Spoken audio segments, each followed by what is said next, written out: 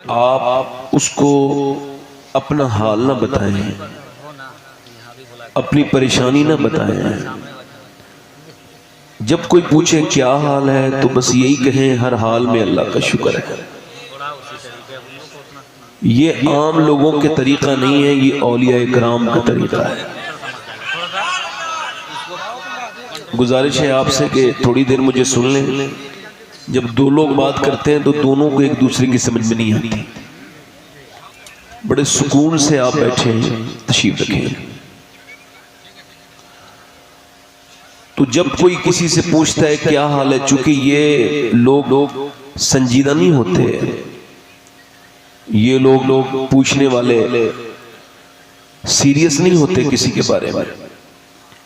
असल में इस वक्त अक्सर लोगों का, औरतों मर्दों का एक दूसरे से खैरियत पूछने का मतलब ये होता है कि इसकी कोई कमी हमारे हाथ आए तो फिर हम इसकी मजाक उड़ाएं। सैयदना मौलाए कायनात मौला अली फरमाते हैं, जब तक तूने अपनी परेशानी किसी को नहीं बताई है ना, तब तक तेरी इज्जत तेरे हाथ में है, और जब तूने बता दी तो अब तूने अपनी इज्जत को बर्बादी के दहाने तक पहुंचा दिया।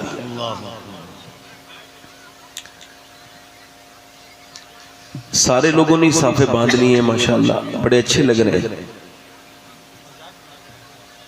और बैठे आप लोग, देखें बड़ी मेहरबानी आपकी। वो जो पीछे लड़के खड़े हैं उनकी बड़ी मेहरबानी, अगर वो आगे आके बैठ जाएं तो बड़ी मेहरबानी होगी उनकी। जो दूर खड़े हैं मेरे बच्चे भाई, छोटे हमारे दोस्त, अगर आप लोगों को बुरा न लगे दोस्तों तो आगे जगह है, आप आगे आके बैठ सकते हैं। थोड़ा सा मेरे मिजाज का तो अभी तक आपका ये प्रोग्राम है नहीं, तो इधर उधर लोग देख रहे हैं। मैं कहाँ संजीदा इंसान, मैं आपको डांटूं डपटूं, ये मेरे अखलाक में नहीं बात। मैं आपसे यही कह सकता हूँ कि आप थोड़ा सा सुन लीजिए और उसके बाद फैसला करें। मैंने अपनी जिंदगी में एक तजर्बा ये किया है कि जो इंतजामिया होते हैं जलसों के, वही इंतजाम खराब करते हैं।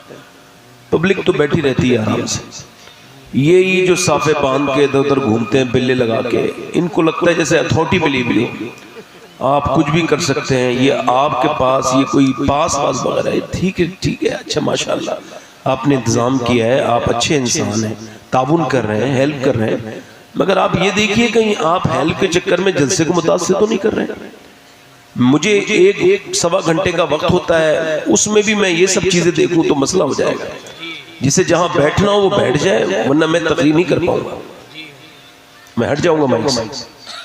आप बस डिस्टर्ब करना बंद करें।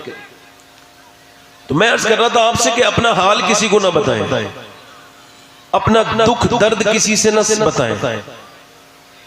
सैयदना शेख अब्दुल कादिर जिलानी इरशाद फरमाते हैं कि सबको हाल बताओगे तो बेहाल हो जाओगे, हाल उसे बताओ जो हाल बदल सकता है। अल्लाह अल्लाह अल्लाह, क्या बात है। और वो कौन है? वो मेरा रब है, बेहतरीन कदरदान है। आपकी परेशानी आपकी सुनता है वो, और कहीं भी जाके रोइए इज्जत घटी जाएगी। आप जिस दरवाजे पे जाके रो लिए, जिस बंदे के सामने आपने आंसू बहा दिए, आप नजर नहीं उठा सकते उसके सामने। वो कहेगा एक दिन था तू मेरे सामने रोया था, मैंने तेरी परेशानी दूर की थी। रब फरमाता है सब जगह रोएगा तो इज्जत तेरी खत्म हो जाएगी, मेरे पास रोएगा तो मैं परेशानी भी खत्म कर दूंगा और इज्जत भी बढ़ा दूंगा। नारे तकबीर, नारे रिसालत, मज़हब इस्लाम। वाह वाह वाह वाह वाह वाह। कुछ लोगों को तो अल्लाह के खिलाफ ही बात करने की आदत है। आप देखते नहीं, मुल्ला रूम कहते हैं ये नाशुक्रा शुरू होता है गर्मी से। अब ये अल्लाह के खिलाफ शुरू हो गया, गर्मी बड़ी हो रही है। हालांकि इसके कहने से कुछ भी बदलेगा नहीं, मगर चूंकि इसको शौक है और कोई काम नहीं इसके पास, ये इधर बैठ गया उधर बैठ गया। लोग मुल्क की सियासत के बारे में तबसरा करते हैं और अपने घर के हालात उनके बिगड़े हुए होते हैं। एक साहब कह रहे थे हिंदुस्तान के हालात बड़े खराब हो गए। मैंने कहा आपने किए? बोले नहीं। मैं कहा आप ठीक कर सकते हैं? बोले नहीं। मैं कहा फिर जो कर सकते हैं तो वो करें ना आप। क्या बात है भाई, अल्लाह ने आपको यूं पैदा नहीं किया इस वजह से कि आप इधर उधर की बातें करें। नहीं, आप उससे मोहब्बत करें, उसके रसूल से मोहब्बत करें।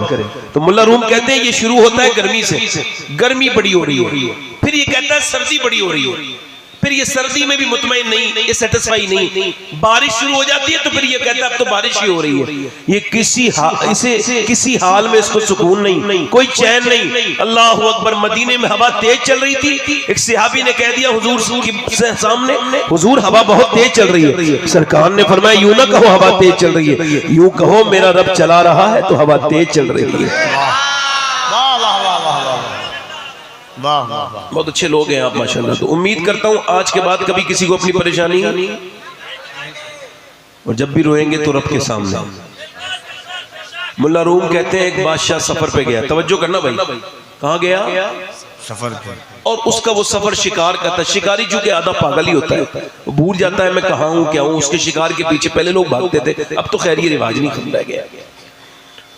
तो वो अपने साथियों से बिछड़ गया और चलते चलते उसकी जिंदगी उसको मुश्किल लगने लगी, चूंकि पानी खत्म हो गया। अब बादशाह एक मुल्क का बादशाह, किंग, और पानी उसके पास है नहीं। वो शिकार उकार भूल गया, पानी को देखने लगा, भूल गया, मौत के करीब आ गया, दुआ मांगी रब जिंदगी अता कर। आगे देखा है तो झोपड़ी में चिराग जल रहा है, जंगल में पहुंचा तो एक बाबा बैठे थे। कहने लगा बाबा मुझे प्यास बड़ी लगी है, प्यासा हूं। तो उसने उठाया और उठाने के बाद कहा ये पानी पी लो। इसने 3-4 प्याले गिलास पानी सैर होके पिया। बाद में इसके होश ठिकाने आए तो ये बोला मैं बादशाह हूं और इस मुल्क का, अगर तुम्हें कोई तकलीफ हो तो ये मेरी अंगूठी ले जाओ। ध्यान से सुनना मुसलमानों, ये मेरी अंगूठी ले जाओ, ले लो। कभी कोई दिक्कत आए तो आ जाना, तुमको कोई रोकेगा नहीं, बगैर रोक टोक के तुम्हें मेरे पास भेज दिया जाएगा, VIP ट्रीटमेंट मिलेगा। उसने वो जो है ना अंगूठी ले ली। अब जब अंगूठी ले ली, अब वो परेशान हो गया कुछ दिनों के बाद बाबा। तो वो सीधा साधा आदमी था, उसने पहली बात ये सोची कि चलो इस अंगूठी को बेच दे। फिर सोचा क्या पता कितनी मालदार हो, कितनी महंगी हो, ये कितनी ज्यादा कीमती हो। वो बादशाह के दरबार में पहुंच गया सफर करके। जैसे ही उसके दरबारियों ने उस अंगूठी को देखा, उसको बगैर किसी रोकथाम के अंदर पहुंचा दिया। जाके देखा तो कमरे में बादशाह सजदे में रो रहा है। ये पलटा, बादशाह को आहट हुई। उसने सलाम फेरने के बाद कहा कोई आया था? कहा एक बंदा आया, उसे पकड़ के लाओ। पकड़ के लाए तो उसने अंगूठी दिखाई, ये आपकी अंगूठी है, मैंने आपकी जान बचाई थी। उसने कहा मैंने तुम्हें पहचान लिया, तुम क्यों आए थे और क्यों जाने लगे? कहा परेशानी आई तो सोचा आपके पास जाऊं, परेशानी का अपने हल ढूंढूं, मगर मैंने देखा आप भी किसी के सामने रो रहे हैं, तो मैंने सोचा उसके सामने क्यों ना रो जिसके सामने बादशाह भी रोता है। नारे तकबीर, नारे रिसालत, दोनों हाथों को उठाकर यहां से वहां तक नारे तकबीर, नारे रिसालत, हुजूर सैयदी शमात मियां साहब क़िबला। वाह वाह वाह वाह वाह।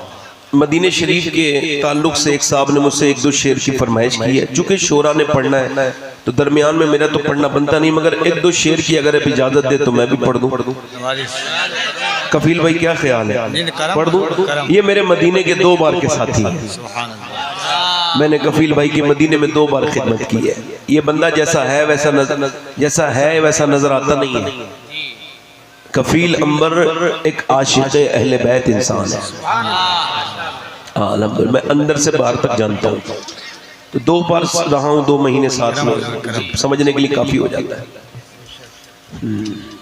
या रब वो न समझे हैं न समझेंगे मेरी बात, दे और दिल उनको न दे मुझको ज़बां और, है उनके इशारे में माशाअल्लाह। तो पढ़ दूं 2-3 शेर? नवाज़िश करम।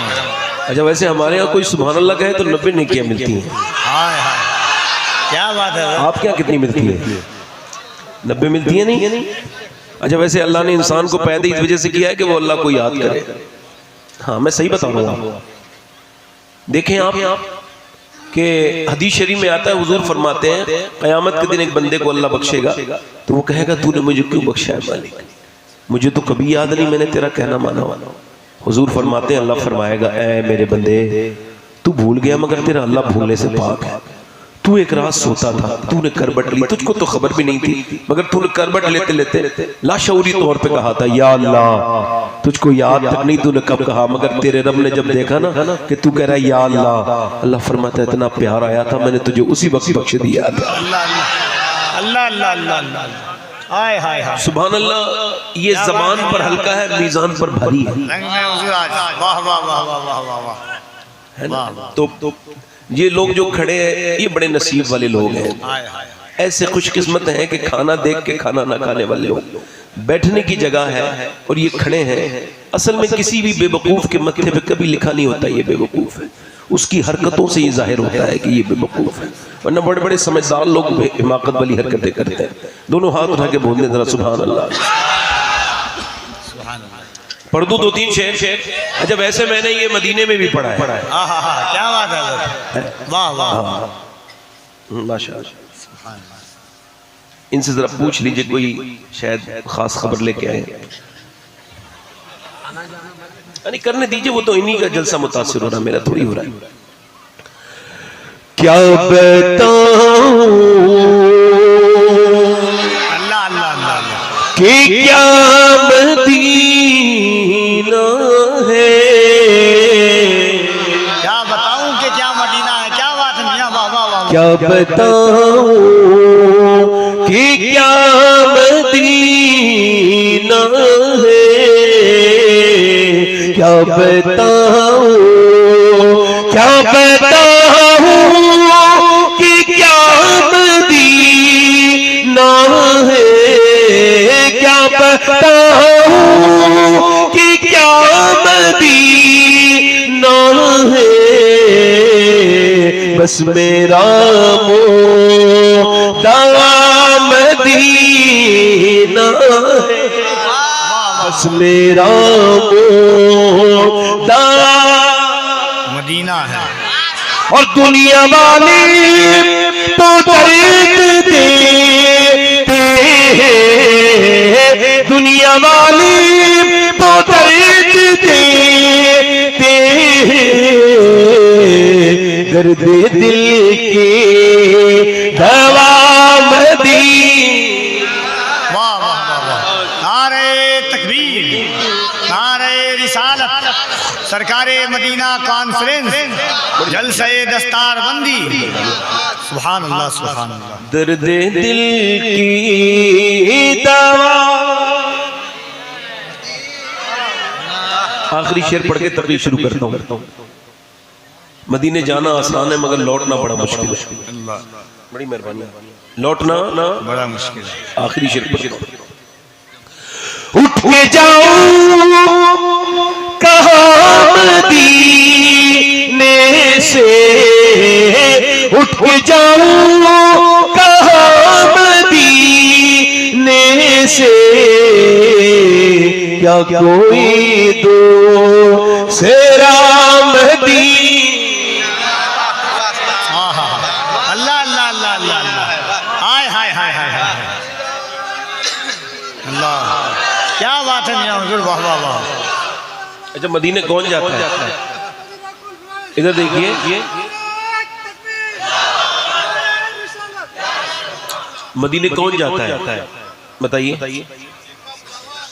यही तो बात खत्म करना चाहता था मैं, बुलावा नहीं आता है, जिसकी नीयत होती है वो मदीने जाते हैं। क्या बात है, ये बुलावे के चक्कर में बड़ा 2 नंबरी कर रहे हैं लोग, है ना। गाड़ियां खरीद रहे हैं, खूब गाड़ियों की कंपनियों से खूब बुलावे आ रहे हैं, रजिस्ट्रार ऑफिस से खूब बुलावे आ रहे हैं, जमीनें खरीदी जा रही है, मदीने से बुलावा नहीं आ रहे।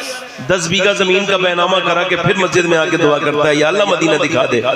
क्या हुआ, बुलावा नहीं आ रहा, तो तुम्हारे पास फोन आएगा टेलीफोन सऊदी एम्बेसी से, भाई आ जाओ, आपके बगैर तवाफ अच्छा नहीं लग रहा है, आप आ जाओ। ये कौन सी बेवकूफी है भाई। मदीना जब आप पे हज फर्ज हो जाए तो आप उम्रे की दुआ मांगे। हुजूर फरमाते जिस पे हज फर्ज हो जाए वो फिर भी हज पे न जाए, फरमाते मुझे कोई फर्क नहीं पड़ता यहूदी बन के मरे या नसरानी बन के मरे। अभी मुझे रक्षे वाला मदीने में मिला था, कौन बोलो, ये हाथ का पैडल वाला रक्षा चलाने वाला, कह लगा मैं रक्षा चला के मदीने आया हूँ। तब 12 साल मैंने मदीने रक्षा चलाया। कहते मेरी 12 साल मैंने अपने पैसे खर्च नहीं किए, मेरे बच्चे बीमार हुए फिर भी। कहता है सैयद साहब 12 साल के बाद जब पैसे इकट्ठे किए, टूर वाले के पास गया तो उसने कहा 60,000 रुपए लगते हैं हमारे यहाँ 15 दिन के। तो मेरे पैसे गिने गए 49 निकले। उसने कहा मैं 11 तुझे माफ करता हूँ, तू नेक आदमी लगता है, चल मैं तुझे लेके जाऊंगा। मैं अपने घर गया, मैंने अपनी बीवी से कहा मदीने जा रहा हूँ, तो उसने कहा मुझे लेके नहीं जाओगे। तो मैंने कहा मैं तो खुद रक्षा चलाता हूँ, मैं तो खुद परेशान हूँ, ये तो मेरा बचपन का शौक था जो आज मदीने मुझे लेके जा रहा है। तो मेरी बीवी अंदर गई, एक तोला उसके पास जेबर था, मेरे पास लेके आई और आके बोली कि ये मैं जन्नत में कब्र में लेके नहीं लेके जाऊंगी, ये जेबर भेज दो, मुझे हुजूर का मदीना दिखा दो। और मदीना वो नहीं देखते ये जो वहां पे खाने पीने जाते हैं, वो जो माज़अल्लाह व तफरीक की, मदीना वो देखते हैं जिनके दिल में इश्क रसूल हो। आला हजरत के भाई अल्लामा हसन उस्ताद ज़मान मदीने से निकल रहे, पाँव में कांटा लग गया। क्या लग गया बोलो? पाँव में कांटा लग गया। आपने उस कांटे को निकाला और ऐसे करके देखा, और देखने के बाद कहा ऐ खारे मदीना, पाँव से क्या काम तुझे, आ मेरी जान मेरे दिल में है रास्ता तेरा। उसकी आँखों का नूर तो देखो, जिसका देखा हुआ बस मैं अपनी तकरीर शुरू कर रहा हूँ, इको कम कर दें, इसका माइक बहुत अच्छा है। अब यहाँ से मैं अपनी तकरीर शुरू कर रहा हूँ। माशाल्लाह आपके सियासी लोग यहाँ आए हैं, मैं उनके लिए दुआ गो हूँ कि अल्लाह ताला उनको उरूज बख्शे, और जो ये हिंदू मुसलमानों के बीच का गैप खत्म करते हैं, अल्लाह उनको अजर जरूर अता करेगा, क्योंकि बड़ी नफरतों का माहौल है, यहाँ मोहब्बतों की जरूरत है। आज तक कभी आग से आग को नहीं बुझाया गया, आग को जब भी बुझाने की जरूरत पड़ी तो पानी का इस्तेमाल किया गया। आप नफरत के माहौल से बाहर निकलिए। अगर आप भी हिंदुओं से नफरत करते हो तो आप में से कोई ऐसा बैठा हो तो निकाल दे दिल से अपने, क्योंकि आप अल्लाह की बनाई हुई मखलूक से नफरत कर रहे हैं। आप जो है ना किसी भी शिर्क से नफरत करिए, आप उस बंदे से नफरत मत कीजिए, बल्कि उसके लिए दुआ कीजिए कि अल्लाह उसको हिदायत अता फरमाए, अल्लाह मोहब्बतें कायम फरमाए। मैं इनका शुक्रिया अदा करता हूँ अपनी तरफ से। ये लोग जो आए हैं सियासी हजरात, अल्लाह ताला इनको परवरदिगार आलम दुनिया की और आखिरत की भलाइयाँ अता करे और इहदिना सिरातल मुस्तकीम का मुसाफिर बनाए। अल्लाह इन सबको सलामत रखे। मैं सबके लिए दुआ गो हूँ, बिलखुसूस मैं इस इंतज़ामिया के लिए दुआ गो हूँ। ये अच्छा माहौल है, बहुत अच्छी बात है आज के ज़माने में इस तरह का मामला कि जहाँ सारे लोग एक तरह बैठे हों। कम से कम हुजूर के जलसे ने, कुछ आपको नजर आता नहीं आता हो, मगर हुजूर के जलसे ने कम से कम ये मोहब्बतें तो आगे बना दी है ना, जो आज देख रहे हैं आप। वाह वाह वाह। ठीक है, मेरे बाद आपने शोरा को सुनना है, गुलाम नूर मुजस्सम साहब को, शाहनवाज हसन साहब और हमारे शाहबाज कलकत्तवी नूरी, अल्लाह ताला उन सबको भी बरकत अता करे। सारे लोग बैठे, मैंने अपनी बात कर दी, मैं अपनी तकरीर शुरू कर रहा हूँ। अल्लाह ने इंसान को क्यों पैदा किया, सवाल है। जो इंसान क्रिएट हुआ है इतना खूबसूरत, इतना बेहतरीन, लाजवाब, बेमिसाल, मैं आपको बताऊं ये सबसे बड़ा फलसफा है, सबसे बड़ी डिस्कवरी अपनी डिस्कवरी है, सबसे बड़ी खोज अपनी खोज है। और यही मेरी तकरीर का आज का मौजू है। अल्लाह ने इंसान को क्यों पैदा किया? आपके वॉशिंग मशीन, आपका फ्रिज, आपकी बाइक, आपकी कार, आपका प्लेन, ये जितना भी इंसान ने इंसान के लिए इजाद किया, ये क्रिएट किया, ये सब एक मकसद के तहत है, उन सब का एक काम है। तो क्या अल्लाह ने इंसान को बगैर मकसद के पैदा किया? अल्लाह खुद कुरान में इरशाद फरमाता है कि मैंने इंसान को इम्तिहान के लिए, आजमाइश के लिए पैदा किया, यानी ये परखा जाए, उसका इम्तिहान हो, वरना ये तो शॉर्ट विजिट है। दुनिया 50-60 साल की जिंदगी कोई जिंदगी है? ये शॉर्ट विजिट है, ये ठहरने का मकाम नहीं। सैयदना मौलाए कायनात ने नहजुल बलागा के खुतबे में इरशाद फरमाया कि ये दुनिया गुजरगाह है, कयाम की ठहरने की जगह नहीं है। फरमाते ठहरने की जगह आखिरत है। ये दुनिया छोटी है, आखिरत बड़ी है। मताउन दुनिया कलील वलल आखिरतु खैरुल लका मिनल ऊला। आखिरत में हमारे लिए बहुत कुछ है, दुनिया में हमारे लिए कुछ नहीं। इसको कहा गया सिजनुल मोमिनीन, ये मोमिनीन का कैदखाना है दुनिया। और ये दूसरों के लिए जन्नत है, हमारे लिए कैदखाना है। आपको सिर्फ सोने के लिए, जागने के लिए, खाने के लिए अल्लाह ने पैदा नहीं किया। यूं तो जानवर बड़े हैं, आपको कुछ सोचने समझने का यहां पे वक्त है। अल्लाह ने आपको क्यों पैदा किया आपको बता रहा हूं। अल्लाह फरमाता है मैंने इंसान को परखने के लिए पैदा किया, मैंने इंसान को आजमाइश के लिए पैदा किया। यानी आजमाइश का मतलब क्या है? फजर के वक्त में आप सो रहे हैं, अजान की आवाज आ रही है, सख्त सर्दी का मौसम है, आप बिल्कुल बिस्तर के बिल्कुल नजदीक है, बिस्तर आपके नजदीक है, सख्त किस्म की यहां पर गरमाई आपके करीब है, और आपका दिल नहीं करता है कि आप बिस्तर से बाहर हाथ भी निकाले, सख्त सर्दी है, मगर अजान की चूंकि आवाज आ चुकी है, अब आपका नफ्स कह रहा है कि बाहर निकल, आपका दिल के आपका ईमान कह रहा है बाहर निकल और नमाज पढ़। अल्लाह फरमाता है, अल्लाह के रसूल फरमाते, हदीस कुदसी है, अल्लाह फरमाता है मैंने इंसान को पैदा किया तो उसके साथ अपने दुश्मन नफ्स को भी पैदा किया। नफ्स जो बुराइयों पे उभारता है, अच्छाइयों से रोकता है, ये अल्लाह का दुश्मन है। ये हर इंसान के अंदर है। जिसने अपने नफ्स को पहचाना उसने अपने रब को पहचान लिया। अब नफ्स कह रहा है उठ जा, नफ्स कह रहा है लेट जा, मगर दिल कह रहा है उठूंगा। नफ्स कह रहा है नमाज को जाएगा तो सर्दी लग जाएगी, वो कहता है, दिल कहता है जाऊंगा। ईमान ने उठाया, अपना लिहाज छोड़ा, अपना कंबल छोड़ा, जाके ठंडे पानी से वुजू किया और जाके मस्जिद में अपनी नाक को, अपनी पेशानी को रगड़ दिया, मस्जिद में कांपता हुआ गया और सजदा कर लिया। तो समझिए इसने पहला काम जो है वो कर दिया, इसने पहली फतह अपने नफ्स पर पा ली। पहले इम्तिहान में कामयाब, पहले इम्तिहान में, ये पहले इम्तिहान में, जल्दी बोलो कामयाब, पहले इम्तिहान में कामयाब हो गया। और उसके बाद घर से निकला, नाश्ता करने के बाद, जैसे ही घर से निकला नाश्ता करने के बाद, तो उसने देखा कि एक लड़की है, एक औरत है, बेहया, बेगैरत, बेशरम, बदबख्त किस्म की, वाहियात किस्म की औरत। उसने अपने जिस्म पर इस तरह के कपड़े पहन रखे हैं कि जिससे उसका जिस्म जाहिर होता है। इसकी निगाह ने उसको देखा, मगर इसने नजर झुका ली। फिर इसके नफ्स ने कहा एक बार देख ले, खूबसूरत है, एक बार नजारा कर ले। इसने कहा नहीं देखूंगा। मेरे नबी ने फरमाया कि आंखों का जिना भी जिना होता है, आंखों से किसी को देखना ये आंखों का जिना है, मैं नहीं देखूंगा। नबी पाक फरमाते हैं जो बदनिगाही करेगा, दूसरों की बच्चियों की तरफ नजर डालेगा, मेरे आका फरमाते हैं क़यामत के दिन अल्लाह उसकी आंख में जो है वो आग की सलाइयां लगाएगा। ये मेरे नबी की तालीम है। बोलो किसकी तालीम है? ये मेरे नबी का सबक है कि अपनी निगाहों को आप झुका के रखें। अगर कोई बेपर्दा सामने आ जाए तो आप उसकी बेपर्दगी पर बात ना करें, आप अपनी निगाहों का पर्दा करें। नफ्स कह रहा है देख ले वरना ये नजारा निकल जाएगा, मगर उसका दिल कहता है नहीं देखूंगा।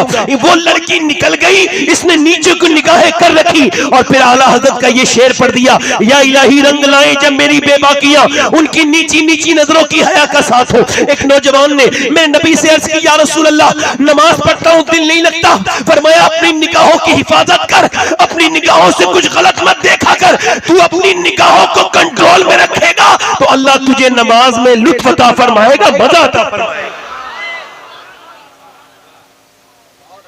वासिफ अली वासिफ फरमाते हैं निगाह का आदिल यानी निगाह का इंसाफ पसंद वो है जिसे दूसरे की बेटी में बेटी और बहन में बहन नजर आ जाए।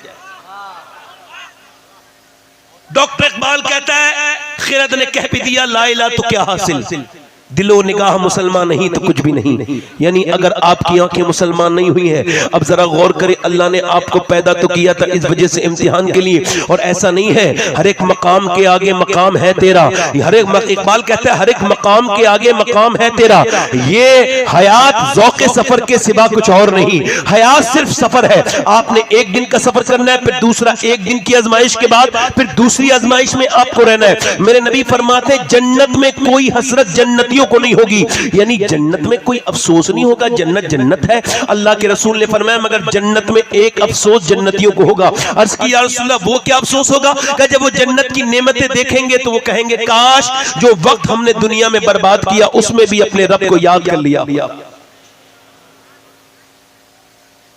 हुजूर फरमाते जब दिन निकलता है तो वो कहता है तुझको जो करना हो इंसान कर ले। मैं आज निकला हूं, आज के बाद नहीं निकलूंगा। यानी दिन जो निकला ये एक दिन खत्म हो गया। मैं कभी अपना बर्थडे नहीं मनाता। क्यों? मैंने कहा जब एक साल खिसक के मौत के करीब जा रहा है तो ये बर्थडे मनाने का मेरा तो मतलब कोई होता नहीं। बर्थडे सिर्फ हम अपने नबी के बनाते हैं। क्यों? है उम्र लाखों बरस की तेरी मगर है ताजा शबाब तेरा। हाँ, हमारा क्या बर्थडे है? और जिंदगी से एक साल गया, वक्त मेरे मुंह पे खाक डाल गया। क्या कर लिया पूरे साल में आपने? कितने आपने लोगों के दिल दुखाए, कितनों को गालियां दी, कितनों के आपने दिल को छन्नी कर दिया और आप बर्थडे मनाते हैं। आपको तो पूरे साल में गौर करना चाहिए कि कितने लोगों के दिल दुखे आपकी वजह से, कितनों को आपने रुलाया अपनी वजह से। कभी सोचे तो आप किस बात का सेलिब्रेशन कर रहे हैं? ये दुनिया में इस तरह की बातें लग गई हैं। माज़अल्लाह इस तरफ देखिए मेरी तरफ, मैं आपसे अर्ज करता हूँ मेरे नबी पाक के गुलामों सुनो। अम्मा आयशा फरमाती एक रात बिस्तर में नबी मेरे बिल्कुल नजदीक आ गए, अल्लाह के रसूल, और बिस्तर सर्दियों की रातें थी। हमारी सबकी माँ अम्मा आयशा फरमाती है फिर हुजूर ने मुझसे कहा आयशा इजाजत दो, मैं अपने रब के हुजूर नमाज पढ़ना चाहता हूँ। कहते अब बताए बीबी से इजाजत, वो भी नमाज पढ़ने के लिए, और वो भी आज से 1400 साल पहले।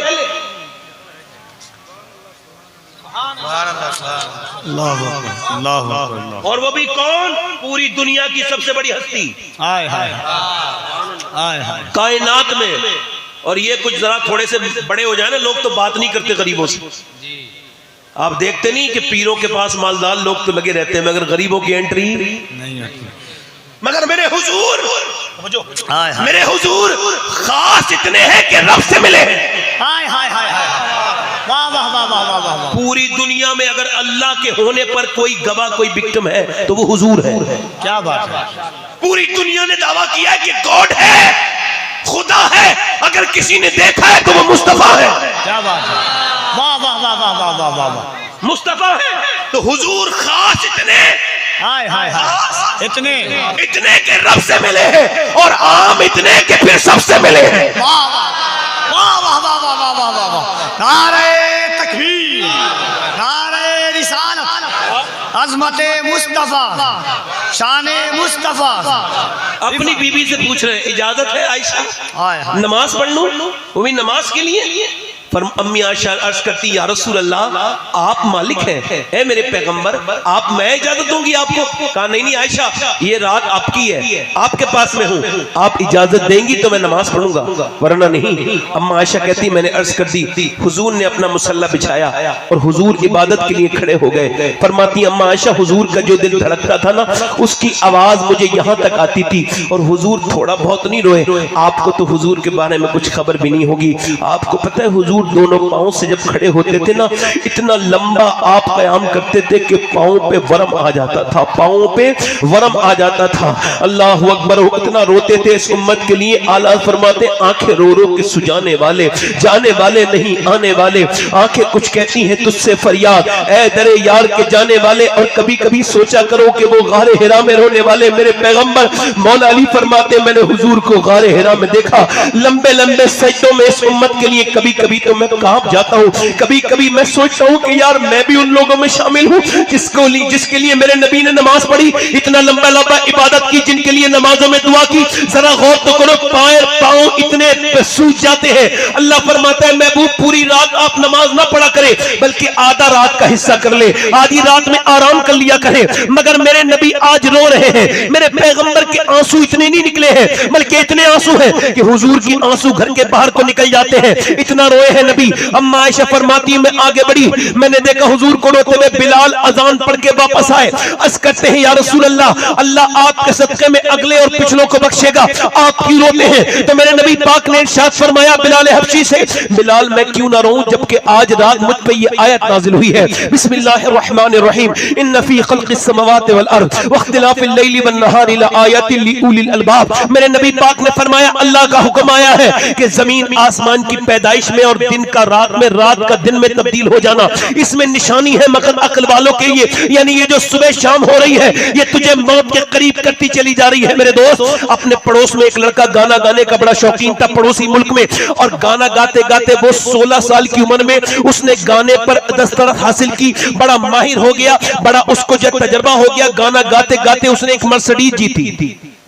दूसरी मर्सिडीज जीती, उसने एक दूसरा उसने बहुत ज्यादा वेरीफाई किए मुकाबले और बहुत ज्यादा वो कामयाब हो गया, और इतना कामयाब हुआ कि उसने फिर यूरो में, पाउंड में, और उसने जो है वो यूरो पाउंड में और उसने डॉलर में पैसे कमाने शुरू कर दिए। उसने एक शहर में एक बंगला बनाया, दूसरे में दूसरा बंगला, नौकर चाकर पीछे गाड़ियां मर्सिडीज, एक उसके आगे पीछे लोग, सेल्फी लेने के लिए परेशान है। 19 साल की उम्र में अपनी मर्जी की लड़की से शादी कर ली और 23 साल की उम्र में 2 बच्चों के बाद वो गाना गा रहा था। गाना गाते गाते जैसे ही बेहोश हुआ, जब चेकअप हुआ उसका तो अस्पताल में पता लगा कि दोनों गुर्दे खराब हो गए। अब डायलिसिस पे आ गया। डायलिसिस बड़ा खतरनाक प्रोसेस है।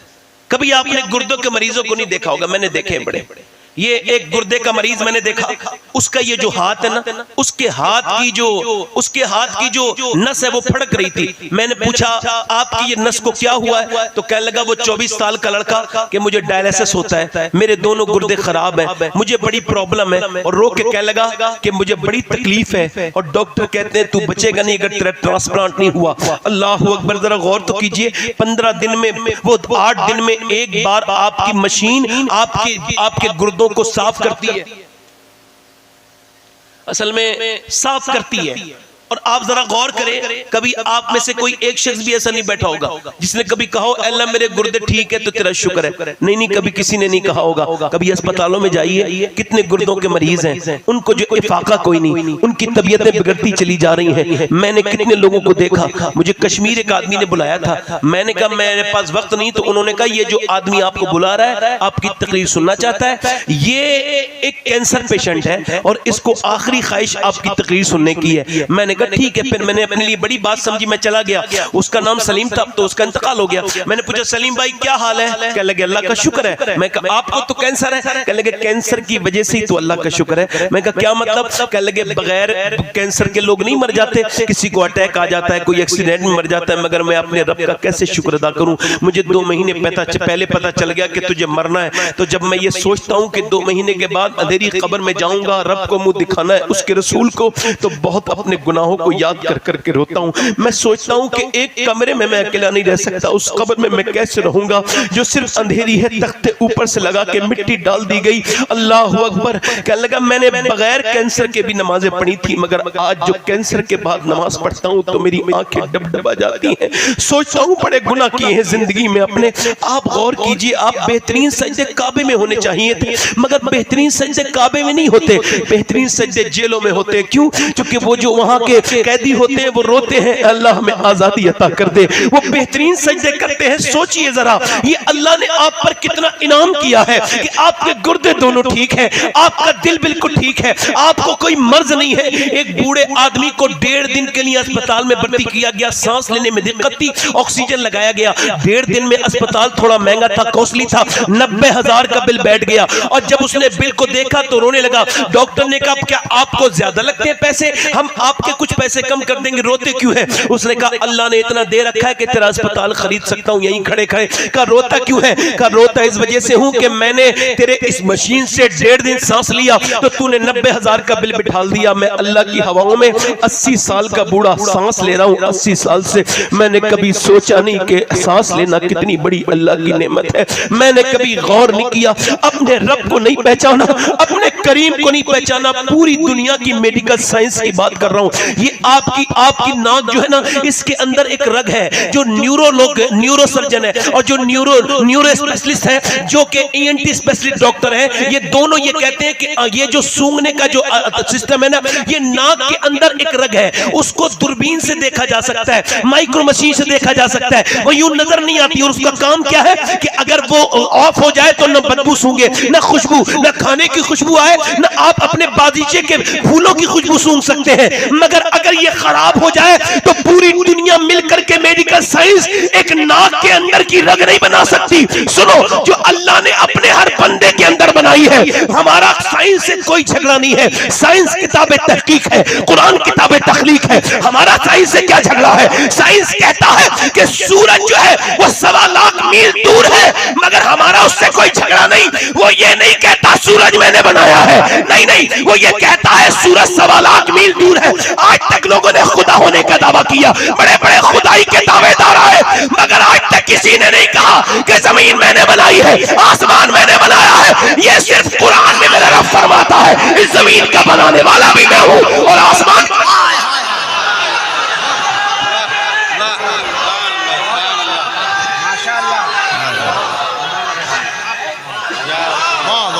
क्या बात है। ये तो जो पढ़े लिखे नहीं है। वाह वाह जिंदाबाद जिंदाबाद। वाह वाह वाह वाह। साइंस किताबें आपने इतना लंबा नारा नहीं लगाना है, आपने वक्त हमारे पास शॉर्ट है। आपके नारे मेरे सनाकों पर माशाल्लाह, मगर आपने बस ध्यान से सुनना है। तो मैं आपसे अर्ज कर रहा था, कभी आप सोचने बैठे कि क्या क्या उसने अता किया है? जरा दिल लगा के इधर देखें, मेरी तरफ देखें। आपको आपने कभी सोचा उस बात को कितना करीम है वो? तो मैं अर्ज कर रहा हूँ, वो बीमार होने लगा लड़का, वो पड़ोसी मुल्क का था ना, उसके आपको बताऊं फोन उठाने लोगों ने बंद कर दिए। कल तक सेल्फी लेने के लिए, कोई वक्त का पता नहीं कब बदल जाए। बड़े बड़े कभी दौलत पर गुरूर मत करना, कभी शोहरत पर, कभी हंगामों पर, ना ना ना ना ना ना, कभी तकब्बुर ना करना, घमंड ईगो अपने अंदर से निकाल देना। ईगो इंसान का सबसे बड़ा दुश्मन है। खुद अपने ऊपर यार रखे, हम्बल बन के रहना। नुक्तावरों ने हमको सुझाया, खास बनो और आम रहो, महफिल महफिल सोबत रखो, दुनिया में बदनाम रहो। अपनी जिंदगी में कभी गुरूर मत करना, क्योंकि कभी अल्लाह ने आज तक किसी फिरौन को नहीं छोड़ा, किसी नमरूद को नहीं छोड़ा। ना उस जमाने का कोई फिरौन बचाता, ना इस जमाने का कोई फिरौन बचेगा। वक्त आएगा, सब रास्ते बदल देगा। याद रखो, उसकी तबीयत बिगड़ने लगी। तबीयत जब ज्यादा बिगड़ी, अल्लाह अकबर, उसके भाई ने उसको अपना गुर्दा भी दिया, मगर ट्रांसप्लांट सक्सेस नहीं हो पाया। खैर जरा तवज्जो करे, तबीयत उसकी ज्यादा बिगड़ी। जब ज्यादा हालात बिगड़ने लगे, अल्लाह अकबर, बीबी के सामने रोने लगा। बीबी ने कहा, रोता क्यों है? कहने लगा, मैं इस वजह से रो रहा हूं कि तुम कुछ दिनों के बाद बेवा हो जाओगी और मेरे बच्चे यतीम हो जाएंगे। जो चेहरा बड़ा खूबसूरत था ना, वो आज काला हो गया। उसके चेहरा जो कल तक गाता था ना स्टेज पर, लोगों के दिल धड़कते थे, आज उसे कोई 10 रुपए देने के लिए तैयार नहीं। इसको दुनिया कहते हैं, इसके चक्कर में मत पड़ना। जरा गौर करें, आप तवज्जो करें। वो मरने लगा तो बीबी ने कहा, रोता क्यों है? अल्लाह ने आवाज दी तो गाने गाए। मैंने बड़ी बड़ी शोहरतें कमाई, लोगों के लिए गाने गाए, मगर बुरा वक्त आया तो दुनिया वालों ने मुझे छोड़ दिया। मैं सोच रहा हूं, जितने मैंने गाने गाए हैं, अगर इतने अपने नबी पर मैंने नाते पड़ी होती तो आज मेरा ये हाल नहीं होता जो आज हाल हो गया है। इससे कहता हूं, नौजवानों, अपनी जिंदगी को बदलो। ये इंस्टाग्राम पे बैठ के आपने 2 GB 3 GB कंज्यूम नहीं की, आपने अपना डाटा खर्च नहीं किया, आपने अपनी जिंदगी खर्च कर दी। आपका डाटा 100 रुपए का 3 GB मिल जाएगा, 2 GB, मगर आपकी जिंदगी के 10 मिनट आपको नहीं मिल सकते। ये आपने खराब बर्बाद कर दिया आपके मोबाइल ने। मैं आपको बता रहा हूं, जैसे अभी कोई वार्ड है ना, ये कैंसर वाला वार्ड है, और ये इसके बाद वो अस्पतालों में होता है, ये कैंसर का वार्ड है, ये जो है वो फेफड़ों का वार्ड है, ये दिल का वार्ड है। ऐसे ही कुछ दिनों के बाद मोबाइल के वार्ड बनेंगे, ये मोबाइल के मरीज उसमें रहा करेंगे। ये मोबाइल भी एक मर्ज की हैसियत बन के जा रहा है। मैं आपको बता रहा हूं, दूसरे मुल्कों में इस पर तजर्बा हो गया है। ये मोबाइल ज्यादा चलाना ये नॉर्मल बात नहीं, बीमारी है, बल्कि इससे अपने दूर रखो। अल्लाह ने तुम्हें इंस्टाग्राम के लिए पैदा नहीं किया, यूट्यूब के लिए नहीं पैदा किया। अपनी जिंदगी 4-4 घंटे, स्क्रीन टाइम क्या है आपका? 7 घंटे। एक आदमी, नॉर्मल आदमी 6 घंटे मोबाइल देखता है। इतनी देर में अगर कोई वो किताब पढ़ेगा तो क्या होगा? अगर वो अपने किसी काम में लगाएगा तो क्या होगा? मगर 6 घंटे 24 घंटे में ये कोई कम नहीं है। ये जहनी मरीज बनते चले जा रहे हैं। नौजवान बच्चों के पास कुछ नहीं बचा। मेरे 6 मेरे 10 साल की उम्र के मेरी कौम के लड़के गंदी तस्वीरों के शौकीन हो गए, वो बर्बाद हो गए। उनके माँ बाप ने उन्हें बर्बाद कर दिया। छोटे छोटे बच्चे बीमारी, और इसमें मोबाइल का उनका इलाज चलता है। ए मेरे दोस्त, अल्लाह ने तुझे यूट्यूब, इंस्टाग्राम और फेसबुक के लिए पैदा नहीं किया, बल्कि बरेली से आवाज आ रही है मेरे ताजु शरिया की, जिंदगी ये नहीं है सभी के लिए, जिंदगी है नबी की, नबी के लिए। ना समझ मरते हैं, जिंदगी के लिए जीना मरना है सब कुछ नबी के लिए। ये तो पोते ने कहा था, मगर आज से 125 साल पहले दादा ने उससे बड़ी बात कही थी। पोते ने कहा था, जमीनो जमा तुम्हारे लिए, मकीनो मकान तुम्हारे लिए। दादा ने कहा, पोते ने कहा, ये जिंदगी है नबी की, नबी के लिए।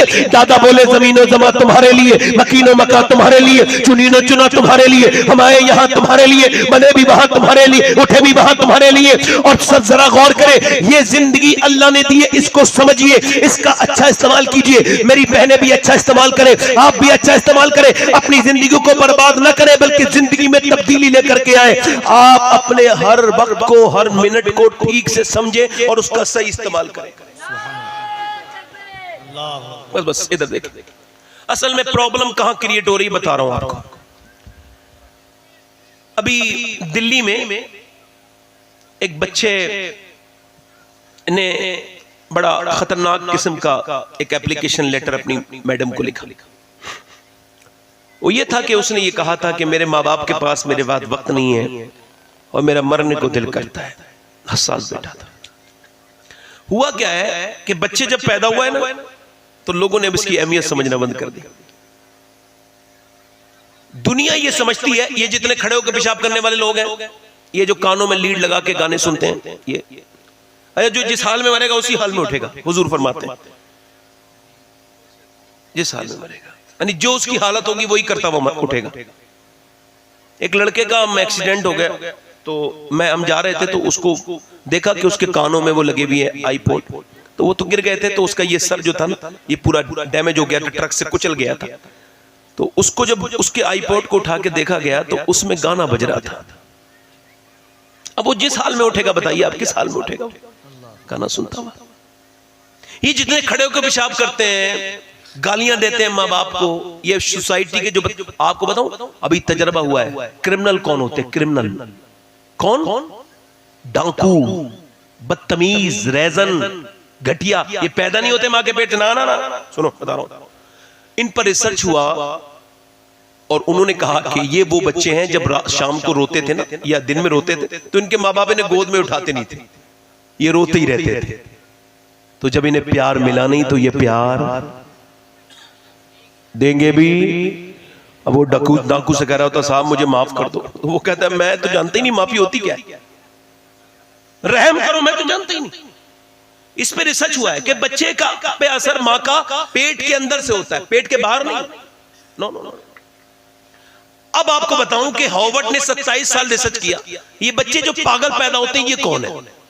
तो उन्होंने 27 साल के बाद बताया कि ये अपनी मां के पेट में थे बच्चे, ये मेंटली डिस्टर्ब पैदा हुए तो बिल्कुल उनका दिमाग काम नहीं कर रहा है। तो ये वो बच्चे हैं जो अपनी मां के पेट में थे, इनकी मां को इनके बाप ने मारा, यानी प्रेगनेंसी में अपनी बीबी को मारा और उस जाहिल बदबख्त गवार आदमी ने अपनी बीबी पे हाथ उठाया। उसको ये खबर नहीं कि इससे असर बच्चे पर हो जाएगा।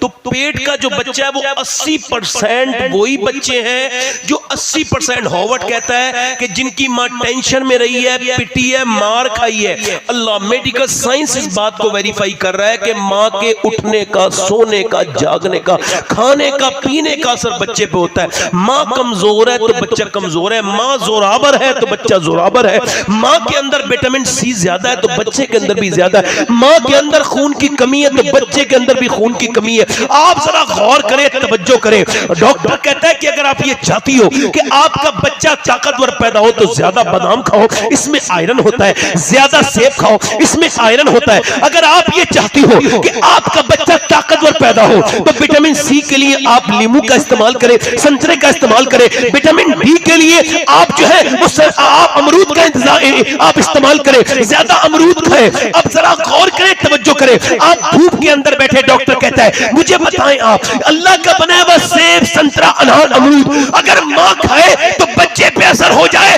तो क्या अल्लाह का कुरान मां पढ़ेगी तो बच्चे पे असर नहीं होगा?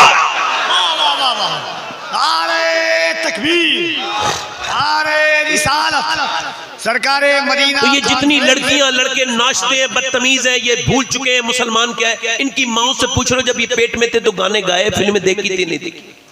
अब आपको बता रहा हूं, ये दिल्ली में एक के करीब एक जगह पानीपत करनाल है, वहां एक बच्चा पैदा हुआ, पैदा होते ही रोने लगा। 1 दिन 2 दिन 3 दिन, गैर मामूली, नॉर्मल तो नहीं है, एबनॉर्मल बात है कि बच्चा लगातार रोता रहे। डॉक्टर को दिखाया, 1 दिन 2 दिन 3 दिन, 1 डॉक्टर 3 डॉक्टर। 1 महीने के बाद फखरुद्दीन बाउद्दीन ज़करिया मुल्तानी के दामाद गुजर के जा रहे थे, अल्लाह के वली। उन्होंने सुना आवाज तो कहने लगे ये बच्चा रो नहीं रहा है बल्कि अल्लाह की हमद बयान कर रहा है। मुरीदों ने कहा हुजूर ये हमद बयान कर रहा है, आओ दिखाता हूं। पहुंच गए, जाके बोले कोई है? बाप निकल के आया, ये आपका बच्चा रो रहा है? कहा जी मेरा बच्चा है। कहा आपका बच्चा, अल्लाह का वली, आपको मुबारक हो। कहा दिमाग तो ठीक है आपका, 1 महीने से सोया नहीं है, मुझे सुकून से नहीं रहने दिया, मैं डॉक्टरों में लिए फिर रहा हूं और आप इसको वली कह रहे हैं। कहने लगे आप उसे बुरा ना कह, मेरी गोद में ला के दे। गोद में ला के दिया, एक कान में कुछ पड़ा, दूसरे में कुछ पड़ा, बच्चा खामोश हो गया। कहने लगे साहब बड़ी बड़ी दवाइयों से ठीक नहीं हुआ, आपने क्या कान में कह दिया उसके? कहा बाद में बताऊंगा, पहले बताओ क्या इसकी माँ कुरान की हाफिजा है, उसको कुरान हिफ्ज है, याद है? कहा तो सुनो, जब ये अपनी माँ के पेट में था ना, तो उसकी माँ ने उठते बैठते चलते फिरते इतना कुरान पढ़ा, इतना कुरान पढ़ा। मेरी बेटियां मेरी बहनें सुन ले, अपने बच्चों के मुस्तकबिल के लिए बता रहा हूँ, उसने इतना कुरान पढ़ा सोते जागते उठते बैठते कि बच्चा अपनी माँ के पेट में कुरान सुनने का आदी हो गया। यानी जब बच्चा पैदा हुआ तो उसको कुरान की भूख लगी और तुमने उसको दवाइयां खिलाई। मैंने एक कान में एक आयत पढ़ी, दूसरे में दूसरी पढ़ी, बच्चा खामोश हो गया। उसी बच्चे का नाम शरफुद्दीन बू अली शाह कलंदर पानीपती है। जब पानीपत में माँ कुरान सुनाए तो बेटा शरफुद्दीन बू अली कलंदर बनता है, और जब मदीने में फातिमा कुरान सुनाए तो बेटा नेज़े पे चढ़ के कुरान पढ़ देता है। नारे तकबीर, दोनों हाथों को उठाकर यहां से वहां तक नारे तकबीर, नारे रिसालत, सरकारे मदीना कॉन्फ्रेंस, फैज़ाने गौसे आज़म, एहसाने गरीब नवाज है कि वो बहुत लोग मेरी सोशल मीडिया पे तकरीर सुनते हैं, तो वो मुझे ऐसे लाइव तो नहीं सुनते ना, तो वो शिकायत करते हैं कि आप जोर से क्यों बोलते हैं। उनको ये खबर नहीं मैं हिंदुस्तानी कल्चर का आदमी, अगर हल्के बोलूं तो लोग मुझे मानेंगे नहीं। सही बता रहा हूं, वरना मुझे क्या जरूरत पड़ी इतनी जोर से आवाज फाड़ने की। मगर चूंकि मैं इसी कल्चर में पैदा हुआ हूं, बिल्कुल सही कह रहा हूं, वरना मुझे तो बड़ा लुत्फ आता है। मैं जब दूसरे मुल्कों में कभी गया हूं तो मैं आराम से बोलता हूं, वो लोग तो डर जाएंगे इतनी जोर से बोलने से, वो कहेंगे क्या हो गया इन्हें। मगर ये कि अब चूंकि ये कल्चर है हमारा, तो हिंदुस्तान अलग ही है ना, यहाँ जो भी काम होता है बड़े डंके की चोट पे होता है। जोर से बोलो जरा। अरे मैं तो सच बोलता हूं तो जोर से बोलता हूं, लोग झूठ बोलते हैं वो भी जोर से बोलते हैं। तो इसका मतलब ये कि माँ का असर बच्चे पर, माँ का असर बच्चे पर और बाप का भी होता है। ऐसा नहीं करे खाली माँ गुनहगार है, ना ना ना। अच्छा आपने देखा होगा बैल का बच्चा, भैंस का बच्चा, जानवर का बच्चा, गाय का बच्चा अपनी मां को नहीं पहचानता, नहीं पहचानता है। 5 मिनट के अंदर बकरी का बच्चा पहचान लेता है मेरी मां कौन है, भैंस का बच्चा 5 मिनट के अंदर। मगर इंसान का बच्चा, तवज्जो करें, गौर करें, अल्लाह ने इंसान के बच्चे को, आपने देखा होगा आपका बच्चा आपको फॉलो करेगा सिर्फ 5, 6, 7 साल तक, बस फिर आपको वो ध्यान भी नहीं देगा अगर आपने उसे ध्यान नहीं दिया तो। 7 साल तक बच्चे को आप, अच्छा आप माने नहीं, ना ना ना ना, मैं आपको बता रहा हूं, बच्चों को पालना जानवर नहीं जानते, इंसान जानते हैं। आप में से कुछ बाप है, कुछ बनेंगे। बच्चा जब कोई परेशानी करे तो उसे मारना नहीं, बिल्कुल भी नहीं, गलत, कोई तकलीफ दे रहा है। उसकी वजह यह कि बच्चे को यह पता ही नहीं होता है कि मैं क्यों पिट रहा हूं। आप समझ रहे हैं? यानी जिसने मारा वो जाहिल है। हज़रत उमर फारूक आज़म के सामने एक आदमी आया तो आपने फरमाया कि तुम्हारा बेटा कहाँ है? बच्चा कहिए मेरा। और मैं बच्चा ये थोड़ी है, बच्चा वो होता है जो शरारत करे। बच्चा कौन होता है? जो शरारत, और जो बच्चा शरारत नहीं करता बेवकूफ होता है। शरीर बच्चे ये अक्लमंद होते हैं।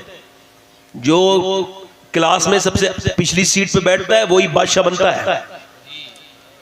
ये सब जानते हैं इस बात को। उसका दिमाग काम कर रहा होता है। बुद्धू तो बैठा है तो बैठा है।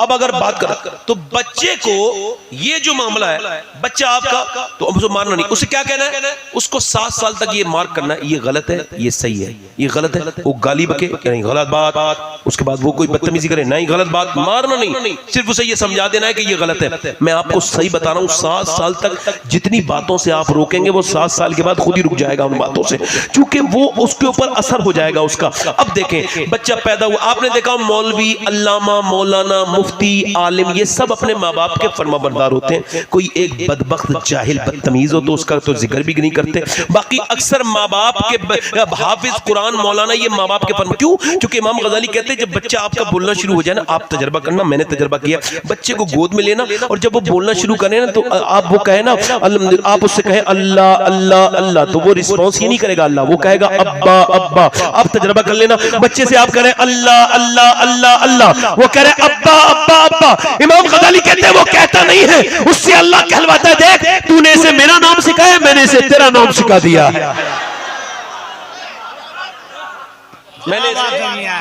मैंने इसे तेरा नाम सिखा दिया। अब जरा गौर करें, बच्चों को क्या करना है, क्या नहीं करना है। अब देखें, कुछ कहते हैं हमारी लड़की भाग गई, उसकी लड़की ने नाक कटा दी। लड़की नहीं, बिल्कुल गलत है। लड़कियों के बारे में इस तरह के कमेंट मुझे तकलीफ देते हैं, क्योंकि मैंने देखा है कि लड़के हमेशा लड़ते हैं जायदाद के लिए अपने बाप की, मगर कभी लड़कियां नहीं लड़ती। देखिए कभी लड़ती, जिस बाप के लड़कियां ना हो उसका तो जनाजा सुना है, वो मरेगा भी तो उसकी मैयत पे रोने वाला कोई नहीं। वो बाप बड़ी कम नसीब है जिसके यहां बेटी नहीं। और बेटियों को तो मेरे हुजूर ने फरमाया, सुभान अल्लाह बोले, फरमाया और नबियों की नस्ल मेरे बेटों से चली है, मेरी नस्ल मेरी बेटी फातिमा से चलेगी। बेटियों कभी बेटियां बुरा नहीं करती। असल में उनका जो बैकग्राउंड आप तय करते हैं ना, वैसा जैसा आप बनाएंगे, जो आपके यहाँ का डिसिप्लिन है। अब आपके यहाँ एक वाहियात किस्म की फिल्म चल रही है और आप कह रहे हैं मेरी बेटी, ना ना ना, 10 साल की वो हुई है बेटी आपकी, वो देख रही है अंदर बदतमीजी हो रही है कैमरे के अंदर, फिल्म के अंदर, उसमें माज़अल्लाह क्या क्या होता है, क्या क्या बदतमीजी होती है। मैं तो एक शरीफ घराने से ताल्लुक रखता हूँ, मैं तो उस टीवी के मनाजिर को भी आप लोगों में बयान नहीं कर सकता, जितनी बेहयाई और बेशर्माई उसके अंदर होती है। उसके अंदर अम्मी बैठी है, अब्बा वहीं बैठे हैं, भाई भी वहीं बैठे हैं, भाई दयूस वहीं तशरीफ फरमाए, अब्बा बेगैरत भी वहीं जलवा तशरीफ रखते हैं, और वहीं पे वो खड़ूस माँ भी बैठी है बदबख्त, और वो सामने फिल्म चल रही है, उसमें बेहयाई की चीजें हो रही हैं, और बेटी की उसके अखलाक पर, उसके जज्बात पर बड़ा बुरा असर पड़ रहा है, मगर किसी को फर्क नहीं। उसके अंदर हीरो हीरोइन जब मिलते नहीं है ना, तो अम्मी चूंकि इमोशनल है, रोना शुरू कर देती है, आंखों से आंसू पोंछती है, और जब हीरो हीरोइन भाग जाते हैं ना, अम्मी बड़ी खुश हो जाती है, अब्बा भी खुश हो जाते हैं। अब जैसे ही वो लड़की 18-19 साल की उम्र में हुई, उसने कहा भागने से तो अम्मी भी खुश होती है, अब्बा भी खुश होते हैं, तो वो भी भाग गई। अब वो बोली मेरी नाक कटा दी मेरी लड़की ने। अरे हमने थोड़ी कहा था तुमसे नाक कटवाओ, तू अगर टीवी के सामने रोने के बजाय मुसल्ला बिछा के अल्लाह के सामने रोई होती तो तेरी बेटी नाक न कटाती, सर तेरा फकर से बुलंद कर देती। रास्ते खुद ही तबाही के निकाले हमने। वो कह रहे हैं साहब, कुछ लोग सोशल मीडिया पे बैठे, हमने इतनी मुसलमान लड़कियां अपने मजहब में ले आए। अरे मुसलमान थी नहीं वो, गारंटी के साथ कह रहा हूँ, इस्लाम समझी नहीं। किसी बेहया बाप की बेगैरत औरत लड़की होगी, किसी बेशरम की होगी, सोशल मीडिया पे बताते हो हमने इतनी लड़की कन्वर्ट कर ली, इतनी इस्लाम से हमने वापस ले आए। लड़की तो एक नहीं ला सकते, और अगर देखना चाहते हो तो जाओ फलस्तीन को देखो।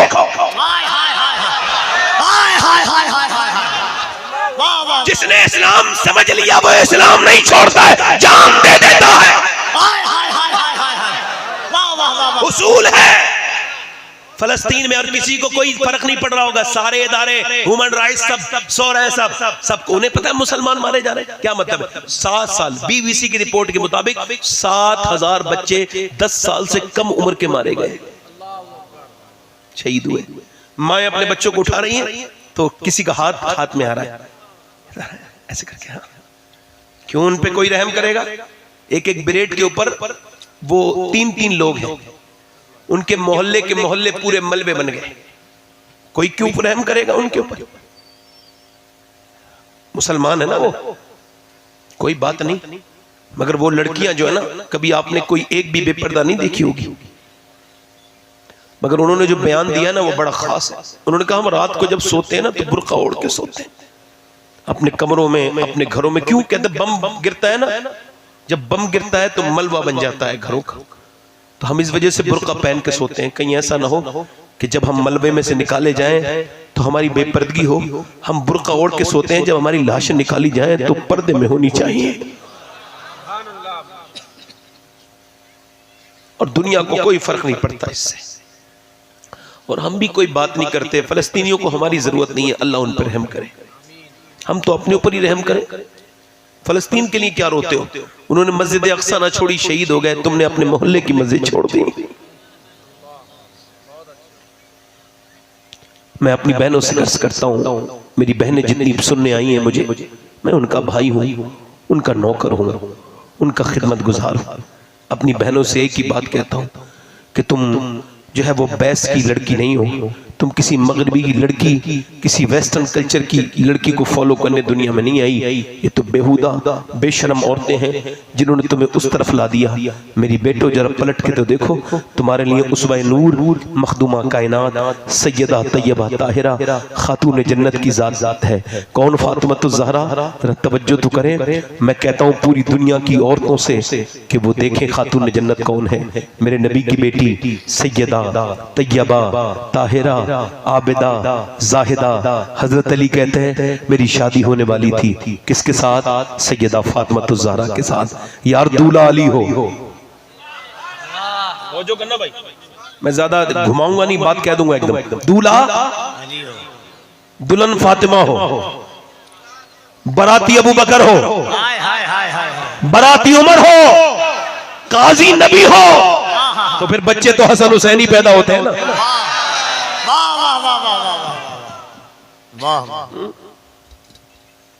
बच्चे तो हसन हुसैन।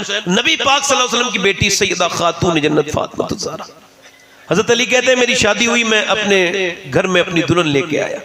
ये हुजूर की बेटी की शादी है, मेरे नबी की बेटी की शादी। कहते मैं अंदर कमरे में गया ना, तो दोनों आलम के मालिक मुख्तार की बेटी को देख के रोने लगा। तो वो उठी, और यही बीबी का तरीका होता है। पर मर्द जब परेशान हो, ये बड़ी बदतमीज औरतें हैं वो, कि पूरी दुनिया के लिए तो ट्रीटमेंट है इनका, अपने शौहर के लिए कोई नहीं।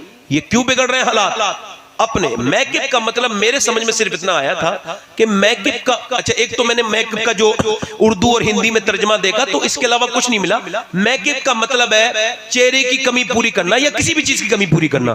तो जब कोई औरत अपना ब्रश उठाती है मैकअप करने के लिए, तो वो ये समझ जाए कि वो अपनी कमी पूरी कर रही है। पहला तो उसके लिए ये हौसला शिकन बात है। दूसरी बात ये है कि वो सिर्फ इतना असल था इस्लाम में मैकअप का कि वो अपने मर्द को सच के सवर के दिखाए कि उसका मर्द गलत रास्ते पर ना जाए, ये शऊर था। अब अफसोस तो ये है कि एक साहब कह रहे थे मेरी बीबी शादी में बड़ी मेकअप करके जा रही थी, मुझसे बोली मैं कैसी लग रही हूं। ये भी एक आदत होती है ना, कल कैसी लग रही हूं। तो मैंने कहा मैं तो सुबह भी घर पे होता हूं, शाम भी घर पे होता हूं, तुम जब चाहे पूछ लो कैसी लग रही हो। अब तो तुम उन शादी में जा रही हो ना, तो उन लफंगों और बिगड़े हुए लड़कों से जाके पूछो जिन्हें तुम दिखाने जा रही हो अपना चेहरा।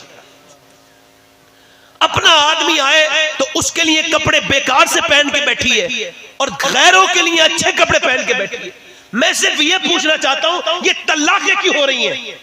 ये मर्दों के दूसरों के जगह पे ताल्लुकात कैसे बन रहे हैं? वजह यही है औरतें मैनेजमेंट नहीं जानती इस बात कि जब शौहर आए तो औरत बेहतरीन कपड़ा पहने। बोलो तो सही जरा यार, दिल लगा के बोलो जरा। बेहतरीन कपड़ा पहने, बेहतरीन मेकअप करे अपने आदमी के लिए। अल्लाह अकबर। हजरत अली कहते अच्छा ये ताबीज लेने वाले देख नहीं आपने, ताबीज करने वाले भी, मैं कोई किसी का मैं मुखालिफ नहीं ताबीज वाले का, बड़े मुझसे नाराज हो गए कई लोग। मैं किसी ताबीज वाले का मुखालिफ नहीं। मैं आज डिस्टर्ब तो बहुत हो रहा हूं मगर कह किसी से कुछ नहीं रहा हूं। मैं पहली बार ऐसा हो रहा है ना कफील भाई, चूंकि मैं हालात देख रहा हूं, सारे तो पगड़ी बांधे हुए लोग हैं, कोई एक भी आवाम हो तो मैं उससे कहूं भी। तवज्जो है कि नहीं? मेरी तरफ तवज्जो करें। ये मियाओं से ताबीज लिखवाने जाती हैं औरतें, मेरा आदमी मेरी मुट्ठी में आ जाए, काय में आ जाए, और वो जो ताबीज लिख रहा है उसकी वाली उसकी मुट्ठी में नहीं है, मगर वो फिर भी लिख रहा है ताबीज कि ये ताबीज है, लो इसको लिख लो, ले जाओ गले में डाल लेना। कितने पैसे हुए? और 2000 रुपए। बरकत की ताबीज वो लिख रहा है जिसके खुद के घर में बरकत नहीं है, और वो बेचारी बेशऊर है, अकल कोई नहीं, ताबीज लेके जा रही है। मैं कहता हूँ पूरी दुनिया के मियाओं के ताबीज एक तरफ और नबी की बेटी फातिमा ज़हरा का तरीका एक तरफ। हजरत अली कहते हैं मैं जब घर में आता था तो मेरी बीबी फातिमा मुस्कुरा के मुझे सलाम कर दिया करती थी। अगर औरत आदमी को आते देख के मुस्कुराए तो उसकी दुनिया भी जन्नत है और आखिरत भी जन्नत है। वाह वाह वाह, और क्या बात है। सितम तो ये है कि वो औरों से मुस्कुरा के मिला। हाय हाय हाय, सितम तो ये है कि वो औरों से मुस्कुरा, उसे तो मेरा ही दिल दुखाना था भाई, उसने तो अपने आदमी को ही मुंह दिखा के, बाकी सबसे शादी में मिलेगी वो मुस्कुरा के कोई फायदा नहीं मेरी बहन, उससे मुस्कुरा के मिल जिससे मुस्कुराने से तेरी जिंदगी हसीन बनेगी मेरी बहन। हजरत अली कहते हैं मैं अपनी दुल्हन के पास गया तो मैं फातिमा को देख के रोया, तो उठ के खड़ी हुई। शादी दुल्हन बनी नबी की बेटी। कहते मेरा हाथ पकड़ के बोली मेरे सरताज क्या गम है आपको, क्या तकलीफ है, आप शादी से राजी नहीं? तो हजरत अली कहते हैं ना ना फातिमा, आज तो मेरी जिंदगी का हसीन दिन है कि नबी की बेटी मेरे निकाह में आई है।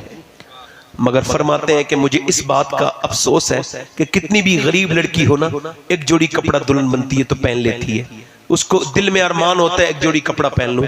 मगर मैं देख रहा हूं आप जिस कपड़े में दुल्हन बन के आई हैं उसमें 17 पैमद हैं, चेहरे पर आपके कोई शिकन नहीं, और जो चादर ओढ़ रही है उसमें 17 पैमद हैं। नबी की बेटी ने सर उठाया, अजीम बाप की अजीम बेटी ने सर उठा के कहा, ऐ मेरे सरताज, मेरे अब्बा फरमाते हैं अल्लाह कपड़े अच्छे पहनने से राजी नहीं होता, अल्लाह तो सजदे करने से राजी होता है, अल्लाह तो तकवा इख्तियार पर्दा करने से राजी होता है। और यार जरा गौर तो करो, मैं किसकी बात करने लगा हूँ, मैं किस सैयदा फातिमा ज़हरा की बात करने लगा हूँ, किस रसूल की बेटी की बात करने लगा हूँ। एक दिन नबी पाक अपनी बेटी से मिलने के लिए गए, बेटियों से मिलने जाया करो, बहनों को दिया करो। देखो अगर बरकत चाहते हो तो बहनों को कुछ दिया करो, अपनी बहनों को अपनी कमाई में से।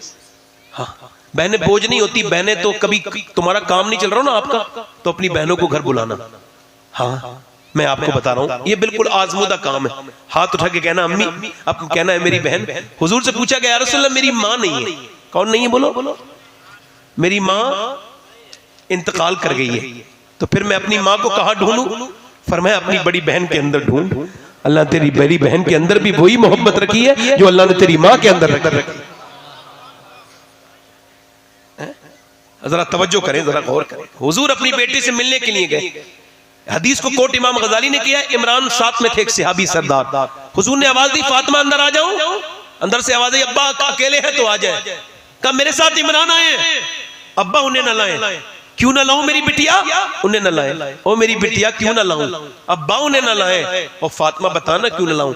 आवाज दी अब्बा आपकी बेटी के पास इतने कपड़े नहीं है कि वो किसी दूसरे मर्द से पर्दा कर सके, एक जोड़ी कपड़े में इतने पैमद लग गए। हुजूर अंदर गए, चेहरा बिल्कुल पीला हो रहा है, बिल्कुल नबी की बेटी के चेहरे में गड्ढे पड़ गए। पूछा मेरी बिटिया, मेरी बेटी क्या हो गया? अल्लाह का शुक्र है अब्बा, और बताना मेरी बेटी। यार कोई ऐसे पूछ लेना बाप तो बेटी रोने लगती है, और वो बाप भी हुजूर हो जिसकी तस्की से रोते हुए हंस पड़े, उस तबस्सुम की आदत पे लाखों सलाम। मेरी बेटी क्या हुआ है? अल्लाह का शुक्र है। हुजूर ने कई बार पूछा ना तो बेटी फूट पड़ी, अब्बा और कोई बात नहीं, 5 दिन से मैंने कुछ खाया नहीं, मेरे पेट से एक पत्थर बंधा है। फरमाया मेरी बेटी दुनिया इस लायक नहीं कि वो आले मोहम्मद के लिए हो, ये दुनिया आले मोहम्मद के लिए नहीं है। बताऊं दुनिया कलील मेरी फातिमा, अगर मेरी बेटी तू जन्नती औरतों की सरदारा है, अगर तूने आज 5 दिन से कुछ नहीं खाया है तो तेरे बाप को आज 9 दिन हो गए, मेरे पेट से 2 पत्थर बंधे हुए हैं। ये दुनिया हुजूर ने पसंद नहीं की, मगर वो नबी की बेटी जिसने 17 पैमद की चादरें ओढ़ी, वो उन तमाम लड़कियों से सवाल कर रही है। ये देखो इस्लाम समझ लो थोड़ा सा, ये मर्द की नमाज है, अल्लाहु अकबर। जब वो नमाज पढ़ेगा ना मर्द, तो वो हाथ उठाएगा ऐसे ऐसे। इस्लाम ने औरत का लिहाज कितना रखा है इस पे गौर कीजिएगा आप जरा। ये लिहाज नहीं है तो फिर आप अक्लमंद नहीं है। ऐसे करके हाथ उठाए अल्लाहु अकबर, ये मर्द की नमाज हो गई। औरत की नमाज बस यहाँ तक है, वो हाथ यहाँ तक उठाएगी अल्लाहु अकबर, बस यहाँ तक हाथ उठाएगी। दोनों की नमाजें एक ही रब के लिए मगर तरीके अलग अलग। अल्लाह जानता है कि मर्द के जिस्म की बनावट और है, औरत के जिस्म की बनावट और है। अल्लाह नहीं चाहता कि औरत नमाज पढ़ते में भी बेपर्दा हो, इसलिए औरत की नमाज अलग कर दी, मर्द की नमाज अलग।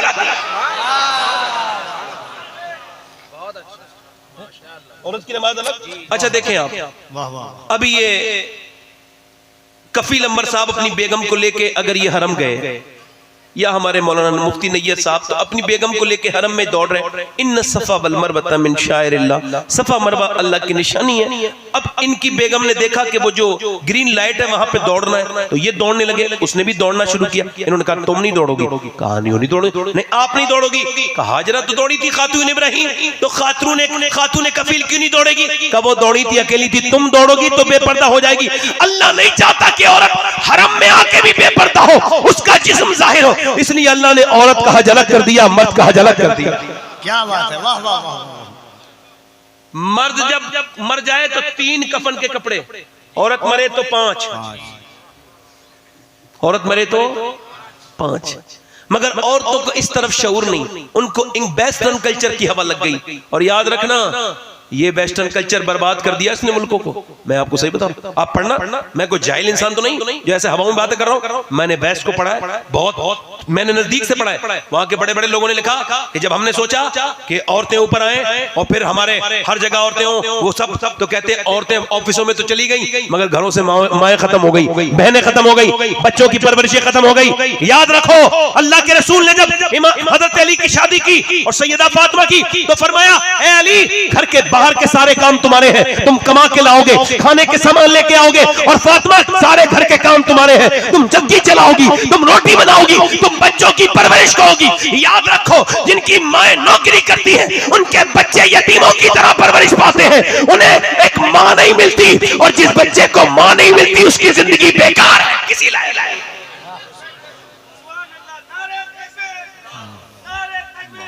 हम रूढ़ीवादी हैं। कौन है? रूढ़ीवादी हैं, पुरानी सोच के लोग हैं।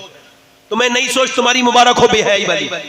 हमारा वो अब तो देखें, मैं अपनी आखिरी बात कर रहा हूं। हुजूर की बेटी दुनिया से जा रही, कौन जा रही बोलो? नबी की बेटी दुनिया से जा रही। उम्र कितनी है? 26-27 साल। ये कोई उम्र है? जवानी की उम्र है। अच्छा, कोई गम है उनको? हुजूर ने फरमाया, जो मेरी फातिमा से मोहब्बत करेगा वो जन्नत में जाएगा। जरा जोर से बोलो सुभान अल्लाह। फातिमा से जो मोहब्बत करेगा वो जन्नत में। अब देखे, हुजूर की बेटी दुनिया से जा रही है, वो 6 महीने हुजूर के बाद दुनिया में रही मगर मुस्कुराई नहीं। अब्बा का इतना बड़ा गम था, और उनकी मौत का सबब कोई और बात नहीं बल्कि हुजूर का गम। हजरत अली से कहती थी, ए अली, आपके दिल ने कैसे इस बात को गवारा किया कि आप मेरे अब्बा को मिट्टी में छुपाए? अल्लाह के रसूल की बेटी दुनिया से, कह लेंगे हजरत अली से, मैं दुनिया से जा रही हूं। तो हजरत अली ने देखा, फातिमा कैसे पता? कहा, आज मैंने अब्बा को ख्वाब में देखा, अब्बा ढूंढ रहे थे। मैंने कहा, अब आप किसे ढूंढते हैं? पर मैं मेरी बेटी फातिमा में तुझे ढूंढ रहा हूं मेरी लाडली। तो कहती है, मेरा आज विसाल हो जाएगा। आज मैं, हजरत अली कहते हैं, मैंने हाथ उठाए ना फातिमा के, तो हाथों में ठेठे थे, वो चक्की चलाने की वजह से, कुएं से पानी भरने की वजह से। मैं किसकी बात कर रहा हूं?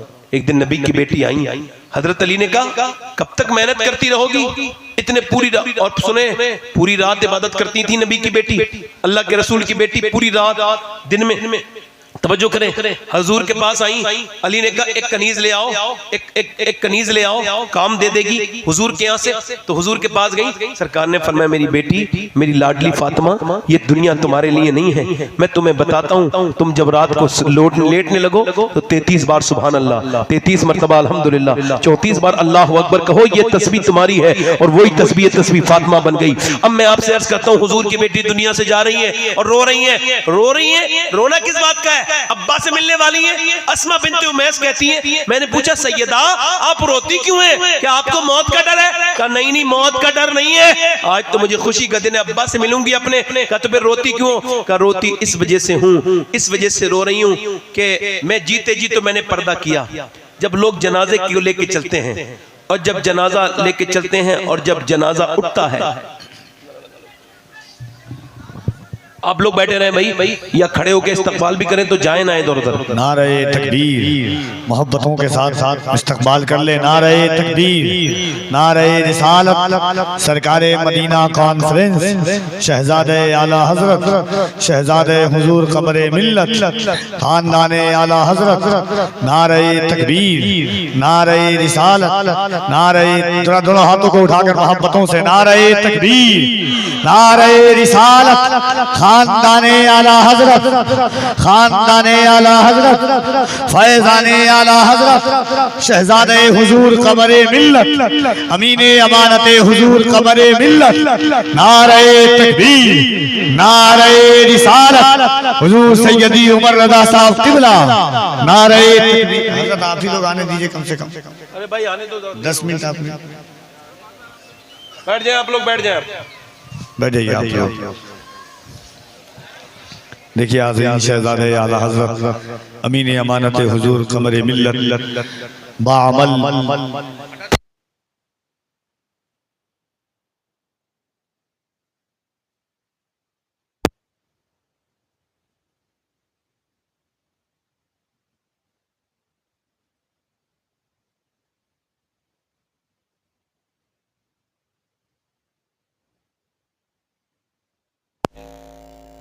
हज़रत अल्लामा उमर रज़ा खान साहब क़िबला तशरीफ़ रखते हैं। मेरी तकरीर के आखिरी लम्हात हैं। मैं थोड़ा आप लोगों से गुजारिश करता हूँ, आखिरी ज़िस्त की आखिरी हिचकी है, इसे गौर से सुन।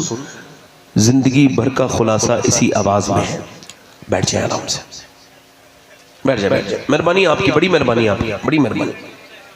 इधर देखिए, हुजूर की बेटी कह रही है सैयदा कायनात खातून जन्नत, जरा दिल से बोलो सुभान अल्लाह।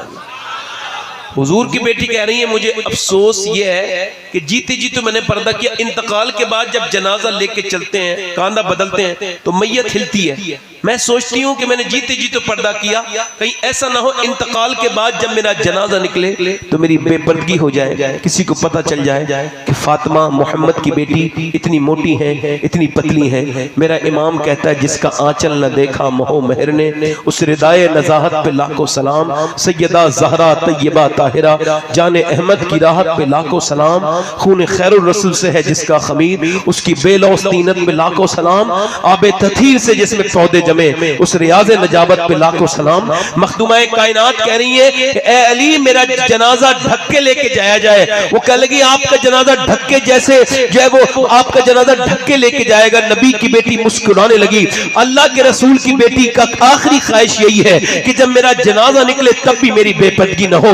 मैं अपनी बहनों से कहता हूं जिन्होंने फिटिंग के लिबास पहनना शुरू कर दिए, उन अपनी बहनों से कहता हूं, मेरी बेटियों से जिनको सर पर दुपट्टे खत्म हो गए, जिन्होंने बेहयाई के मादल्ला बाजार गर्म कर चुके, कल किससे कयामत में सिला मांगोगी? बताओ, ये बताओ कौन तुम्हारे काम आएगा? नबी की बेटी फरमाती है सैयदा खातून जन्नत जो पर्दा नहीं करेगी मैं कयामत के दिन उससे मुंह फेर लूंगी। बेपर्दा औरतों का ठिकाना जहन्नम है। मेरी बात गौर से सुने मेरी बहनों, अल्लाह के रसूल की बेटी कयामत के दिन काम नहीं आई तो किस कौन काम आएंगी तुम्हारे? बताओ, अगर नबी की बेटी नाराज हो गई, बंबई की तो कोई नाचने वाली तो वहां होगी नहीं, कोई बेशरम वहां तो अगर चलेगी कयामत के दिन तो एक ही बेटी की चलेगी, उसका नाम सैयदा फातिमा ज़हरा है। सुनो, नबी की बेटी जब जन्नत में जाएंगी कयामत के दिन, अल्लाह फरमाएगा ऐ महशर वालों अपनी गर्दनों को झुका लो। सैयदा फातिमा नबी की ऊंटनी पर बैठ के जन्नत में जाएंगी, सारे महशर वाले गर्दन झुका लेंगे, 70,000 हूरों के दरमियान जाएंगी और जैसे ही वो जाएंगी अल्लाह की रहमतें पुकारेंगी। ऐ फातिमा,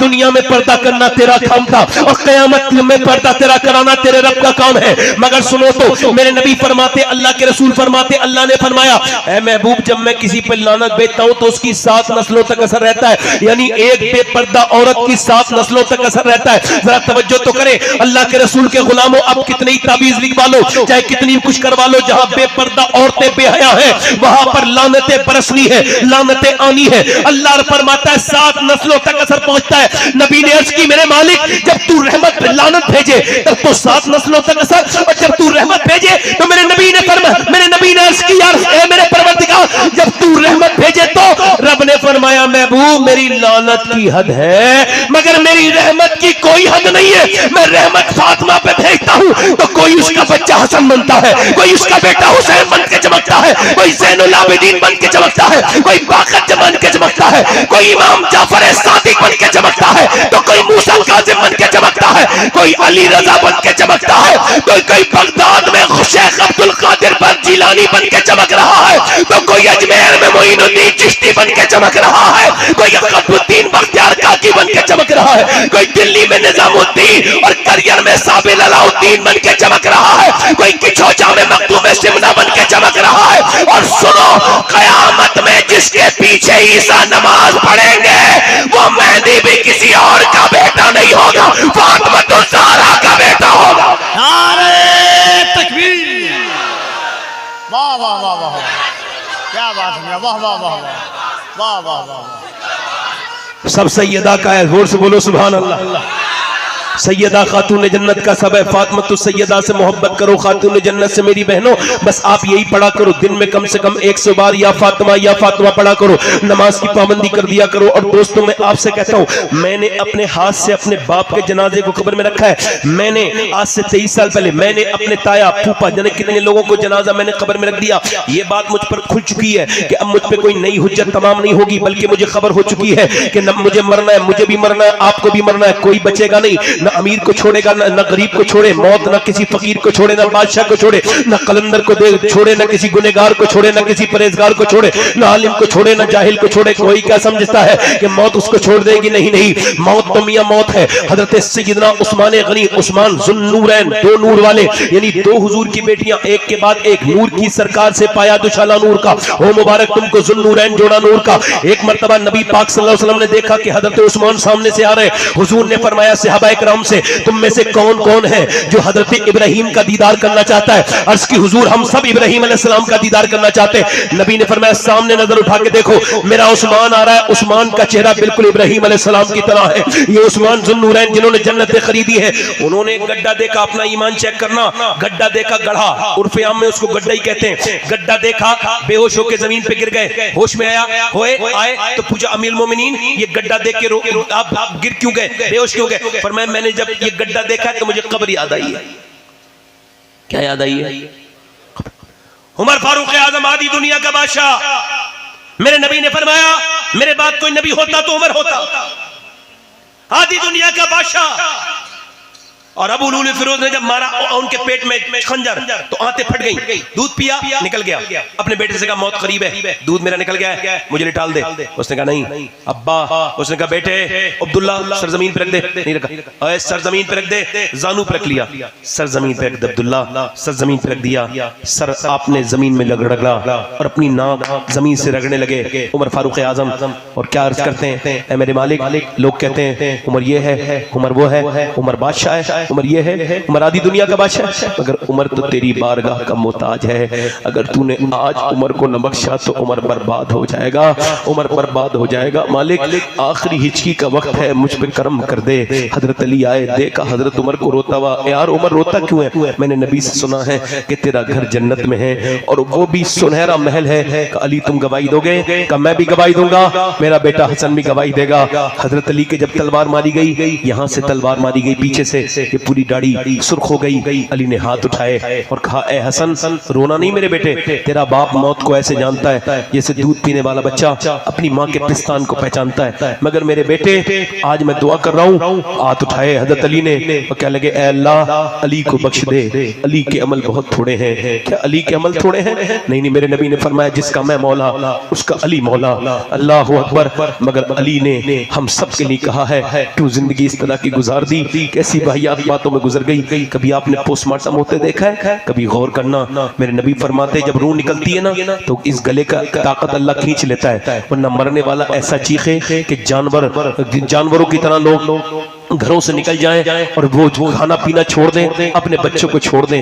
रूह निकलते वक्त ईसा अपनी माँ मरियम की कब्र पे खड़े हैं, कहने लगे मेरी माँ मरियम तू चाहे तो मैं तुझे जिंदा कर सकता हूँ, क्योंकि मैं अब मुर्दे जिंदा कर लेता हूँ। तो अंदर से आवाज आई मरियम की, ऐ मेरे बेटे मेरी रूह मुझे जिंदा न करना। जब मेरी रूह निकली थी तो मुझे इतनी तकलीफ हुई थी, उसका एहसास अभी तक हो रहा है। पोस्टमार्टम पहले मैं बयान करता था, अब थोड़ा अपडेट हो गया पोस्टमार्टम का सिस्टम। पहले वो कुल्हाड़ी से काटते थे, अब कुल्हाड़ी नहीं है, अब उनके पास ग्लैंडर है, वो पूरा सर खोलते हैं। मैंने एक साहब को गुस्ल दे रहा था तो उनके सर में मेरा हाथ अंदर चला गया तो वो हड्डी मेरी उंगली पे लगी। आज तक वो मुझे तकलीफ है, एहसास है उसका, अब तक दिल में ऐसे ही लगता है। वो 18-19 साल का लड़का था, जरा गौर करें, वो पूरा चीरते हैं, बरहना पड़े, मर्द औरत दोनों बरहना पड़े। कैसा तकब्बुर खत्म हो गया, मक्खियां बिनक रही हैं, उसने ऐसे काटा है, पूरा काटा है। और काटने के बाद जो चीजें उसको निकालनी है, कभी गंदी वीडियो देखने का दिल करे, कभी बदतरीन बुरी फिल्म देखने का दिल करे, तो कभी पोस्टमार्टम की वीडियो देखना और देखना कैसा इंसान की हकीकत है। फाड़ता है और फिर उसमें मोटे स्टिक लगाता है, मोटे मोटे प्लास्टिक की डोरी से सी के दे देता है। नबी फरमाते मुर्दे का जब हाथ पकड़ता है गस्साल, मुर्दा कहता है आराम से उठा, तेरे उठाने से बड़ी तकलीफ होती है। जब हाथ उठाने से तकलीफ होती है तो बताओ जब पोस्टमार्टम होता होगा तो कैसी तकलीफ होती होगी। अल्लाह की बारगाह में दुआ करता हूँ, अल्लाह दिन रात सफर में रहता हूँ, पोस्टमार्टम की मौत से बचा लेना मेरे मालिक। पोस्टमार्टम वाली कितनी सख्त है, कैसी आरियों से ज्यादा सख्त है। एक औरत मूसा अलैहिस्सलाम के जमाने में एक आदमी के पास आई, लास्ट बात है मेरी, कहने लगी मुझे कुछ दे दे खाने को, मेरे बच्चे भूखे हैं। उसने कहा मेरा आदमी बीमार है। उसने कहा मैं तो औरतों का शौकीन हूँ, तू मेरे पास एक रात गुजार दे, मैं कुछ दे दूंगा। उसने कहा मैं अपना ईमान बेचने नहीं आई, वापस चली गई। फिर आई आके बोली मेरे बच्चे बेहोश होने लगे, अब कुछ दे दे, मैं रात को आ जाऊंगी, जो तेरा दिल चाहे कर लेना, मजबूर हूं मैं, दे दे। उसने कुछ दे दिया, वो रात को आई, जब वो घर में कमरे में बैठी थी तो उसने उसका हाथ पकड़ना चाहा तो वो कांपने लगी। ये आगे बढ़ के बोला, है रोती क्यों है, पैसे नहीं मिले तुझे? कि पैसे सब कुछ थोड़ी होते हैं, इज्जत भी तो कोई चीज होती है, ईमान भी तो कोई चीज होता है। क्या मतलब? का सुन, जब मैं सजदा करती हूँ तब भी अल्लाह मुझे देखता है, और जब मैं अपना जिस्म बेच रही हूँ तब भी अल्लाह देख रहा है। अल्लाह के रसूल के गुलामों, मेरे नबी के पास एक आदमी आया, कहने लगा मुझसे सब गुनाह छोड़ दिया मैंने, मगर मुझसे जिना नहीं छूटता, मुझे जिना की इजाजत दे। नबी ने फरमाया, सहाबा गुस्से में आ गए। हुजूर ने फरमाया, तुम बात ना करो, मैं बात करूंगा। हुजूर ने अपने मखसूस लबो लहजे में बात की। अल्लाह अकबर। बात की, बताओ क्या बात कर रहे थे? हुजूर मुझे जिना की फिजिकल डर्टी रिलेशनशिप इसकी इजाजत। सरकार ने फरमाया, तुम्हारी बहन के साथ कोई ये बुरा अमल करे आप बर्दाश्त करोगे? कांपने लगा, नहीं। बेटी के साथ नहीं। ऐसा हुजूर ने उसके लिए दुआ की, अल्लाह इसके दिल से ये बात निकाल दे। अल्लाह ने फजल किया। मुल्ला रूम कहते हैं, मुल्ला रूम कहते हैं एक सुनार का काम करता था, उसके पास बच्चा नहीं था, एक बेटा लेके पाल लिया, जवान हो गया बेटा। वो अपने घर आया, बीवी ने कहा दरवाजा नहीं खोलना, पहले बता गुनाह कौन सा करके आया? कहा नहीं बताऊं, कोई गुनाह नहीं करके आया। दरवाजा खोल सुनार, वरना दरवाजा, मैंने दरवाजा नहीं खोलना है, बता दे वरना। वो सही बता। कहा लगा एक औरत का हाथ पसंद आ गया था चूड़ी पहनाते वक्त, मैंने थोड़ी देर पकड़ रखा, फिर मुझे ख्याल अल्लाह देख रहा है, मैंने छोड़ दिया। कहा फिर वही तो बता रही हूँ, जिसे मैंने बेटा बना के पाला 20 साल, उसने आज मेरा हाथ गंदे तरीके से पकड़ लिया था। मैं समझ गई कि मेरे आदमी ने जरूर किसी की इज्जत पे हाथ डाला है, जो आज उसकी इज्जत पे हाथ डाल गया है। वो आदमी खड़े होकर बोला, मालिक मैं तौबा करता हूँ, उस गुनाह से मेरी बेटी, मेरी बीबी, मेरी बच्चों की हिफाजत फरमा ले मेरे मालिक, मेरी बहनों की। तुम्हारे घर में भी बहनें हैं, बेटियां हैं, और सुनो तुम्हारा रब तुम्हें देख रहा है मेरे दोस्तों। ना ना ना, अल्लाह के रसूल फरमाते हैं, हदीस कुदसी है, अल्लाह फरमाता है, महबूब अगर मैं जानी को माफ भी कर दूं तो जन्नत भी दे दूं तो जन्नत में अपना दीदार नहीं कराऊंगा। वैसे तो वो बख्शने वाला मेहरबान है। कैसी बुराइयां बढ़ गई, नौजवानों की तन्हाइयां बर्बाद है, बर्बाद हो गए। अगर तू 2-2 घंटे लड़कियों से बात करता है तो मेरे दोस्त तेरी हया का जनाजा निकल गया। अगर तू 3-3 घंटे मोबाइल देखता है तो तेरी हया तेरे पास कुछ बाकी नहीं रही, बस तू मरने वाला है, खराब खत्म होने वाला है। वो औरत बोली, मैं अपने रब से डर रही हूँ, और फिर फूट के रोई, कहने लगी, मालिक मेरे बच्चे अगर बीमार ना होते, मेरा शौहर अगर बीमार ना होता तो अपना जिस्म न बेचती, मुझे माफ। ऐसी रोई, उसके रोने से उसका दिल बदल गया, वो गुनहगार का। जब मैं तुझे अपनी बहन बनाता हूँ, अल्लाह करीम है। वो चली गए, मेरी आंखें खोल दी तूने। सजदे में गिर के बोला, मालिक अगर मेरे जैसा गुनहगार नहीं तो तेरे जैसा करीम भी कोई नहीं, अपने करम से मुझे बख्श दे, मुझ पे मेहरबानी कर दे। ऐसा रोते रोते सो गया। सुबह को दरवाजा पे दस्तक हुई, खोला दरवाजा, खूबसूरत शख्स आगे खड़े थे। कहा आप कौन? कहा तुम बताओ तुम्हारा नाम क्या है? कहा मेरा नाम ये है। कहा मैं अल्लाह का नबी मूसा हूं, अल्लाह ने तुझे सलाम भेजा है। कहने लगे चेक कर लो मूसा, मैं तो इस इलाके का सबसे गुनहगार हूं। कहने लगे कोई गुनाह नेकी की है? कहा एक बार रोया हूं अल्लाह के खौफ से, अल्लाह के खौफ से एक बार रात रोया, पूरी बात बयान कर दी। तो मूसा बोले, तू तो इतना रोया कि तेरी पूरा चेहरा भीग गया। अल्लाह फरमाता है, आदम की औलाद बस इतना रो ले कि तेरी आंख का आंसू ढलक के गाल तक आ जाए, मैं सारे गुनाह माफ कर दूंगा। दोस्तों उसके सामने रोना सीखो, ना अपनी नजरों की हिफाजत करो नौजवान। ना ना बेटे तू अपनी जवानी बर्बाद न कर। मेरे दोस्त अपनी जिंदगी के बारे में सोच, मोबाइलों से बाहर निकल, जरूरत के तहत इस्तेमाल कर, अपने रब से तौबा कर। मेरी बेटी, मेरी बहन से भी यही गुजारिश है। हजरत तशरीफ रखते हैं और मेरा वक्त बहुत करीब आ गया, मैं आपसे यही अर्ज करता हूँ मेरे दोस्तों, अपनी जिंदगी को बदलो। हाथ उठा के बताओ कितने लोग हुजूर के नाम पे गर्दन कटा सकते हैं? दोनों हाथ उठा के बताएं, नीचे हाथ कर ले। मर्द हजरात हाथ उठाए, मर्द वाले हाथ, दोनों हाथ इंशाल्लाह नबी के नाम पे गर्दन कटा देंगे। दोनों हाथ उठा के बोलो इंशाल्लाह। जो गर्दन कटा सकता है कुछ भी कर सकता है, कुछ भी कर सकता है। आप लोगों में कितने लोग ऐसे हैं जो नबी के नाम पे गर्दन भी कटा देंगे?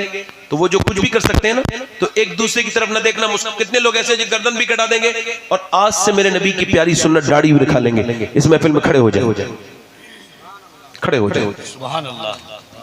सिर्फ दाढ़ी रखने वाले खड़े हो, सोच समझ के। हर नबी के दाढ़ी, हर वली के दाढ़ी, क्या बात है, दाढ़ी वाजिब है।